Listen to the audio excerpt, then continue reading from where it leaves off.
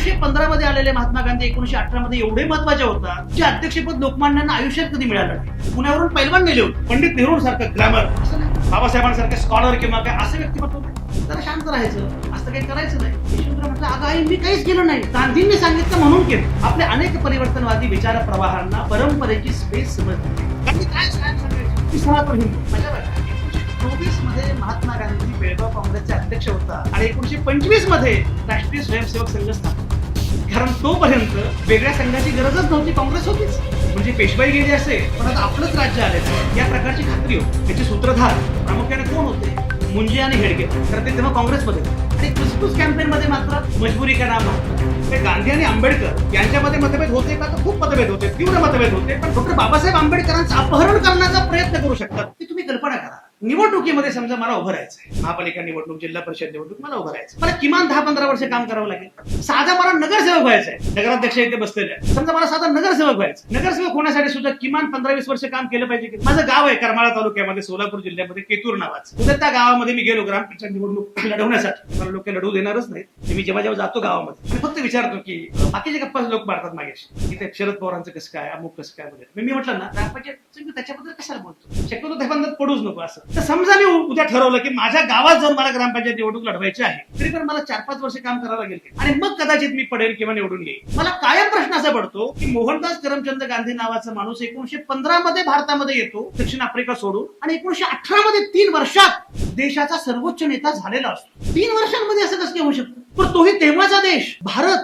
पाकिस्तान, बांगलादेश, असा भयंकर मोठा देश. पण कम्युनिकेशनची कुठली माध्यमं नाहीत, कुठली साधनं नाहीत. 1915 मध्ये आलेले महात्मा गांधी 1918 मध्ये एवढे महत्वाचे होता की 1918-1919 बॅरिस्टर जीनांचे ते प्रमुख विरोधक होता. आणि टिळकांना आता गांधी युग सुरू झालंय की चाहूल लागते. 1920 मधल्या नागपूरच्या अधिवेशनामध्ये फक्त जीना त्यांचा उल्लेख मिस्टर गांधी करतात, तेव्हा लोक उखडतात, मिस्टर गांधी काय म्हणतात. 4 वर्षांमध्ये. आणि 1924 मध्ये मोहनदास करमचंद गांधी बेळगाव काँग्रेसचे अध्यक्ष होतात, जे अध्यक्षपद लोकमान्यांना आयुष्यात कधी मिळालं नाही. त्यांना मिळायला पाहिजे होतं या मताचा मी आहे, पण नाही मिळालं. त्यांनी 1905-06च्या अधिवेशनामध्ये प्रयत्न केले, 1916च्या अधिवेशनामध्ये प्रयत्न केले. सुरतचं अधिवेशन झालं, त्यात त्यांनी पुण्यावरून पैलवान नेले होते. तशी पुढचं अधिवेशन गुवाहाटीला झालं नाही. एवढं सगळं करूनही लोकमान्यांना ते पद मिळालं नाही. पण महात्मा गांधी मात्र काँग्रेसचे, बेळगाव काँग्रेसचे अध्यक्ष झाले. असं काय आहे या माणसामध्ये? बरोबर पाहता, मी तुम्हाला म्हटल्याप्रमाणे बरोबर पाहता, पंडित नेहरूंसारखं ग्लॅमर असं नाही, बाबासाहेबांसारखे स्कॉलर किंवा काय असं व्यक्तिमत्व नाही. मोहनदास करमचंद गांधींमध्ये असं काय होतं की ज्यामुळे लोक प्रचंड वेडे होत होते? गांधीने असं गांधीने तेव्हा बीबीसी नावाचं हे होतं, त्या बीबीसीने विचारलं त्यांना की तुम्ही काय, तुमच्यामध्ये असं वेगळं काय आहे की तुम्ही या प्रकारे लोक तुमच्याकडे आकृष्ट होतात आणि अवघा देश तुमचा ऐकतो, तुम्ही म्हणाल तर लोक ऐकतात. तो गांधी असं म्हटले होते. याचं कारण असं मी लोकांना काही सांगत नाही. लोकांकडे फार छान सामूहिक शहाणपण असतं. मी त्या सामूहिक शहाणपणालाच आवाहन करतो आणि लोक तेच करतात जे त्यांना करायचंय. फक्त त्यांना काय करायचंय याची जाणीव मी करून देतो. प्रसंग नेहमी सांगत असतो, मला त्या प्रसंगाचा माझ्यावर खूप परिणाम झालेला आहे. कृष्णाकाठ नावाचं यशवंतराव चव्हाणांचं आत्मचरित्र आहे आणि त्या आत्मचरित्रामध्ये फार चांगला आणि अतिशय महत्वाचा प्रसंग आहे. तो प्रसंग असा आहे की यशवंतराव चव्हाण हे शाळेमध्ये विद्यार्थी असतात आणि स्वातंत्र्याच्या आंदोलनामध्ये यशवंतराव चव्हाण सहभागी होतात शाळेमध्ये असतात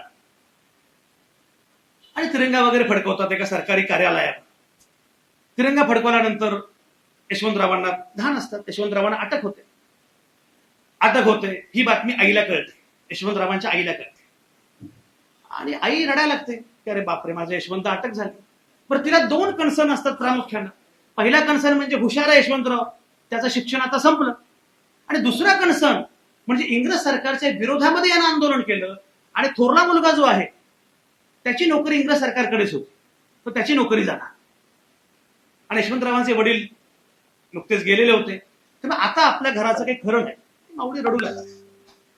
तेव्हा कुणीतरी येताना म्हणतं की मावशी काळजी करू नका, तुम्ही एक काम करा, तुम्ही जरा जा आणि फक्त तो जो अधिकारी आहे, सरकारी अधिकारी आहे, त्या सरकारी अधिकाऱ्याला माफी मागा आणि त्याला म्हणा की माझ्या पोराचं चुकलं, तू तुम्हाला त्याला सोडून दिलं यशवंतरावला, हे होणार म्हणजे. बघ यशवंतरावांची आई येते, पण तिला आल्याला असं वाटतं की यशवंतरावांना पहिल्यांदा भेटलं पाहिजे. त्या अधिकाऱ्याकडे जाण्यापूर्वी माझा यशवंत तुरुंगामध्ये असेल, त्याने काही खाल्लं की नाही, जेवला की नाही, जरा बघूया.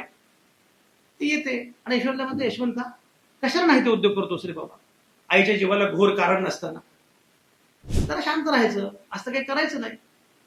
यशवंतराव म्हटलं, अगं आई मी काहीच केलं नाही, गांधींनी सांगितलं म्हणून केलं. ती निरक्षर बाई तत्काळ असं म्हणते गांधीने सांगितलं मग देवाचं काम केलं की मग काय चुकलं तुझं. जी म्हातारी त्या सरकारी अधिकाऱ्याकडे माफी मागायला जाणार होती ती पदर खोचून उभी राहते आणि म्हणते माझ्या पोराने काही चूक केली नाही, मी अजिबात माफी मागणार नाही, त्याला तुरुंगात घातलं, मला पण तुरुंगात घाला, कारण त्यानं गांधींचं काम केलं, त्यानं देवाचं काम. माझ्या लक्षात असं आलं की गांधींना ही स्पेस नीटपणे कळालेली होती, गांधींना परंपरेची स्पेस कळालेली होती. आपल्या अनेक परिवर्तनवादी विचार प्रवाहांना परंपरेची स्पेस समजली नाही. गांधींना परंपरेची स्पेस समजल्यामुळे परंपरेची स्पेस वापरायची आणि परंपरेची स्पेस वापरून आधुनिकतेचं राजकारण धर्मकारण कसं करायचं याचं भान गांधींना. ती मजा बघा, गांधी काय कायम सांगायचे, मी सनातन हिंदू आहे. तरीही त्यांचा खून त्याच लोकांनी केला जे स्वतःला हिंदुत्ववादी मानतात, कारण त्यांचा खून करणाऱ्यांना हे माहिती होतं की हे हिंदुत्व काही आपलं हिंदुत्व नाही. स्वतःला सनातन हिंदू म्हणताना सुद्धा हिंदुत्वाची त्यांची व्याख्या जी गांधींची होती ती अत्यंत वेगळी होती. तुम्हाला कल्पना आहे का, मुळामध्ये टिळक गेल्यानंतर जेव्हा गांधी युग सुरू झालं तेव्हा मजा बघा, 1924 मध्ये महात्मा गांधी बेळगाव काँग्रेसचे अध्यक्ष होता आणि 1925 मध्ये राष्ट्रीय स्वयंसेवक संघ स्थापन होता. हा योगायोग नाहीये, कारण तोपर्यंत वेगळ्या संघाची गरजच नव्हती, काँग्रेस होतीच. टिळकांची काँग्रेस ही आपलीच काँग्रेस आहे असा समज अनेकांचा होता. त्याच लोकांना लक्षात आलं की गांधींनंतर मात्र ही काँग्रेस आपली काँग्रेस नाहीये, ही काहीतरी वेगळी काँग्रेस आहे. टिळकांना ही सगळी मंडळी पुण्यातली टिळक महाराज म्हणायचे, म्हणजे पेशवाई गेली असेल पण आता आपलंच राज्य आलेलं आहे या प्रकारची खात्री होती. मजा बघा, म्हणजे 1920 मध्ये नागपूरला जेव्हा काँग्रेसचं अधिवेशन झालं तेव्हा टिळकांना काँग्रेसचं अध्यक्ष करायचं हे त्यांच्या सगळ्या लॉबीनं ठरवलेलं होतं. टिळक अध्यक्ष होते आणि तेव्हा त्या सगळ्या त्याचे सूत्रधार प्रामुख्याने कोण होते, मुंजे आणि हेडगेवार, कारण ते तेव्हा काँग्रेसमध्ये होते. पण टिळक गेले आणि त्यांचा काही ते इच्छा पूर्ण होऊ शकली नाही.